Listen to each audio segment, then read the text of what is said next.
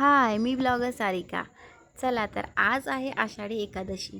तर माझ्या यूट्यूब फॅमिलीला आणि फेसबुक फॅमिलीला खूप खूप माझ्याकडून आषाढी एकादशीच्या शुभेच्छा, मनपूर्वक शुभेच्छा।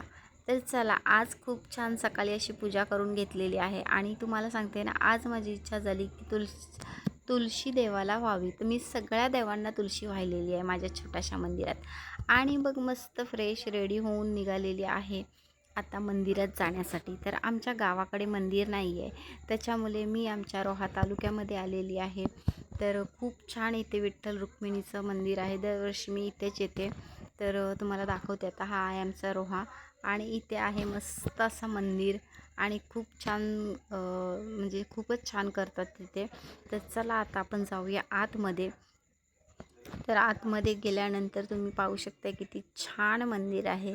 इथे पाहू शकता लाईट वगैरे खूपच मस्त केलेली आहे। तर चला आता आपण आतमध्ये आलेलो आहोत आणि असं मस्त दर्शन घ्यायला भेटणार आहे ना, खरंच खूप छान दर्शन घ्यायला भेटलेलं। तर मी तर दुपारी आलेली आहे, थोडीफार गर्दी आहेच, गर्दी तर आज असणार दिवसभर, पण खूप छान दर्शन झालेलं आहे माझं।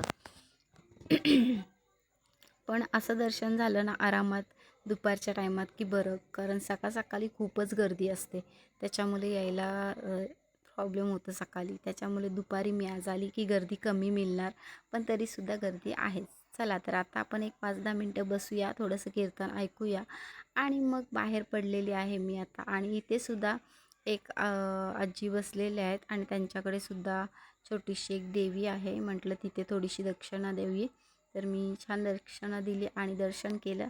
आणि मग आपल्या विठोबा रुक्मिणीच्या समोरच आहे गणपती बाप्पाचं मंदिर, म्हटलं आता इथे सुद्धा दर्शन घेऊया आपण। आणि इथे सुद्धा खूप छान दर्शन घेतलं गणपती बाप्पाचं। तर गणपती बाप्पाचं दर्शन घेतल्यानंतर आम्ही बाजारात आलो आणि मग तिथे माझ्या मोठ्या मुलाचा मित्र भेटला। तर हा आहे त्याचा मित्राचं नाव प्रज्वल, पण एक नंबर डान्सर आहे हा, खूप डान्स करत असतो आणि रील्ससुद्धा खूप छान काढतो तो, एक नंबर मुलगा आहे। तर चला, माझे व्हिडिओ तो खूप पाहतच असतो। तर इकडे आता माझ्या मुलाला घ्यायची होती गॉगल, तर मी गॉगल घेतलेली आहे त्याच्यासाठी आणि मग आलेलो आहोत आपण घरी। तर घरी आल्यानंतर आपल्या छोट्या सरकारांनी जे सांगितलेलं, मम्मी हे आण, मम्मी ते आण, तर त्याच्यासाठी मी आणलेलं आहे। मिस्टरसुद्धा माझे झोपलेले आहेत, आज काही काम नव्हतं त्यांचं, ते काम सकाळी जाऊन करून आलेले आहेत आणि आम्हीसुद्धा आता घरी आलेले आहोत आणि आमचे छोटे सरकार आता नाश्ता करत आहेत। तर मी त्याच्यासाठी जे सांगितलेलं ते आणलं आहे आणि मिठाईसुद्धा आणली होती।